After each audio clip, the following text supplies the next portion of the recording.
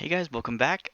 So today we're going to be looking at the PTR changes that are in effect right now. Some of these may not be current. They may be altered a little bit depending on the PTR feedback for when the new patch comes out in I think a week or two.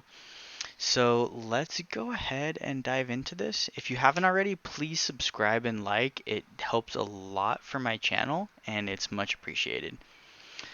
So first we got some weapon changes. They added Void Gauntlet, which is really cool. I made another video that I uploaded going through the builds for that with some gameplay on the skills, so go check that out. So for Sword and Shield, Sword and Board, Leaping Strike, 135% weapon damage, 150% weapon damage, and Leaping Strike cooldown is 25. They reduced it to 18 seconds. This is a pretty significant buff, this one here especially. It gives you a lot more mobility. At 25-second cooldown, it's it's really not that great, to be honest. And 50% weapon damage for Leaping Strike is it's okay, but I feel like Sword and Board was already fairly strong, so it's a nice little buff for it. This is a buff that I'm very happy about because when I'm not using Fire Staff Ice Gauntlet, I'm using Fire Staff Rapier.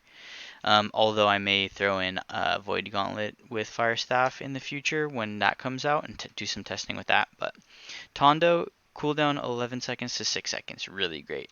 Riposte, cooldown 20 seconds to 12 seconds, and base stun duration is increased by half a second. This is huge. Lasting consequence up by half a second, pretty cool.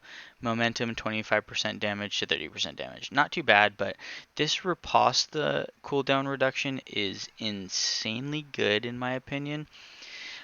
It was Rapier, the kit is very good, but I feel like this is just great for that tree.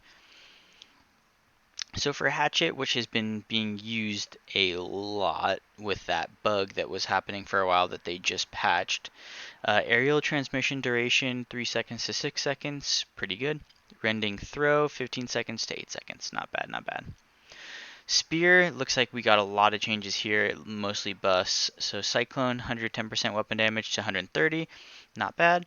Deadly Consistency, increased it by 2 stacks. Coup de Grace, increased it by 25% weapon damage. Perforate, 70% to 80%. Skewer Bleed, 10% to 20%. So a lot of little buffs here, not bad. Great Axe and Warhammer, I'm hoping that there are some nerfs because they're played way too much, and in my opinion, they are a little OP.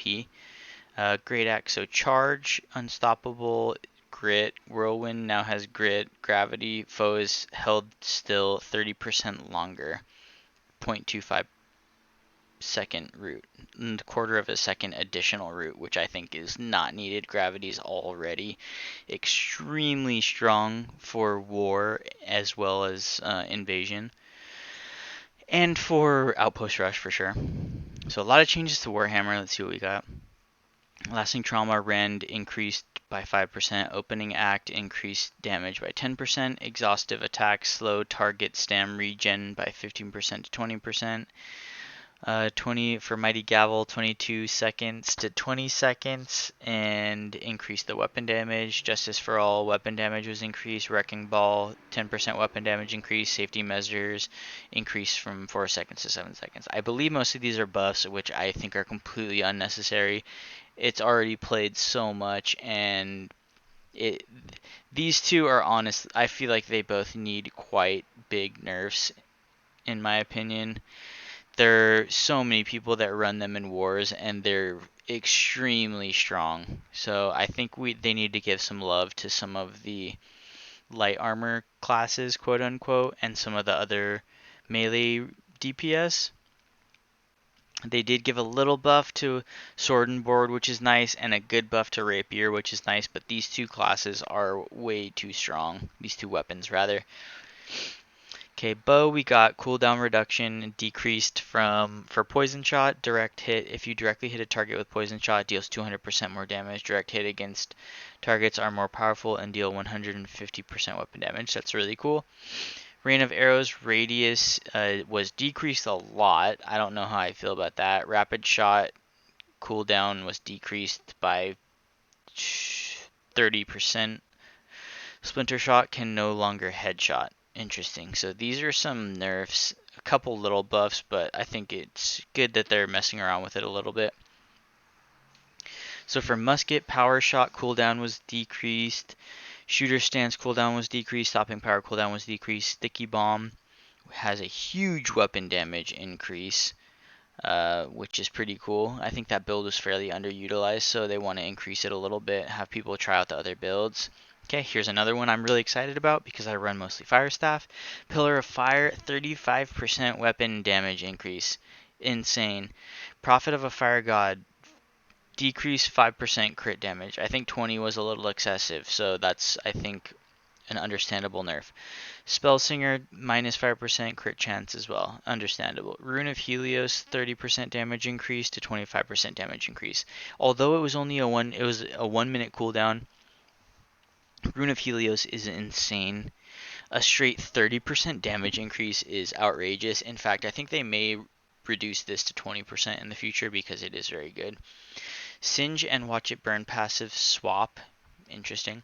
Clear casting 10% more damage to 5% more damage. Clear mind 10% empower to 5% empower.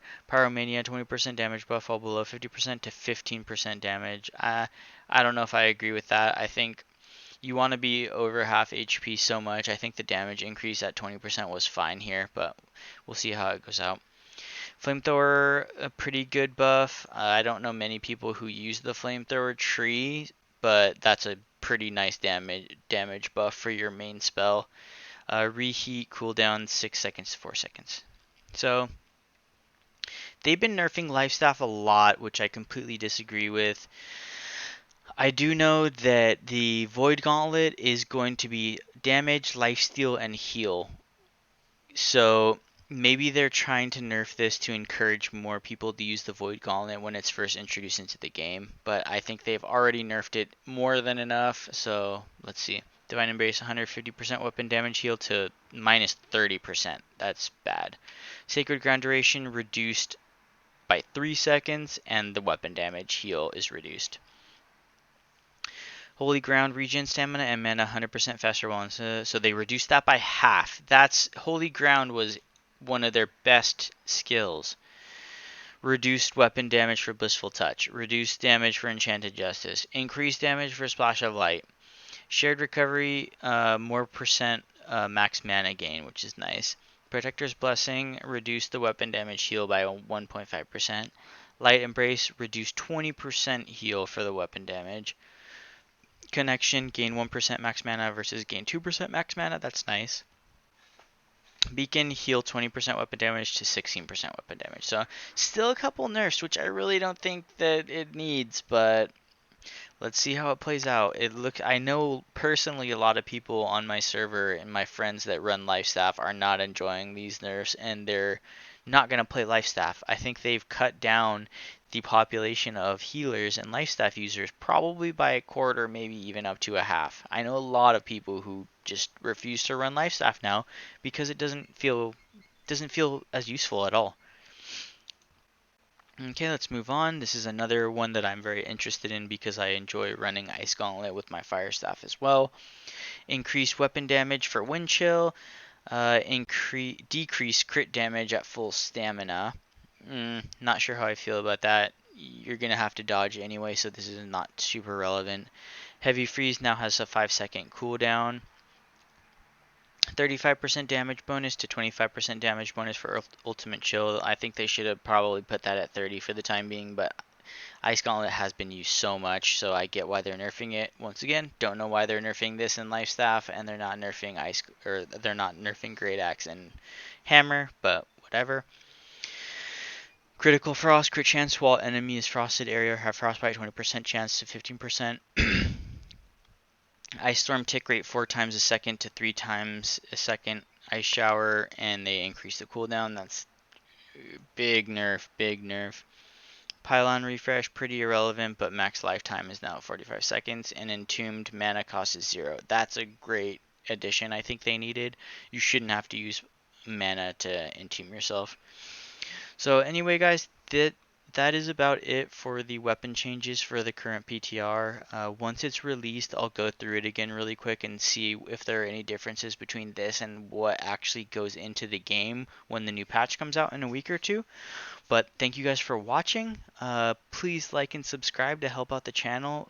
Thank you everyone so much for the support. It's been amazing this last month. We've grown quite a bit. So thank you guys again, and happy hunting, and check out the PTR. It's looking really cool. I'm liking that so they're so quick with the changes in the patches. They're really addressing what needs to be changed, which is awesome. All right, guys, have a great one.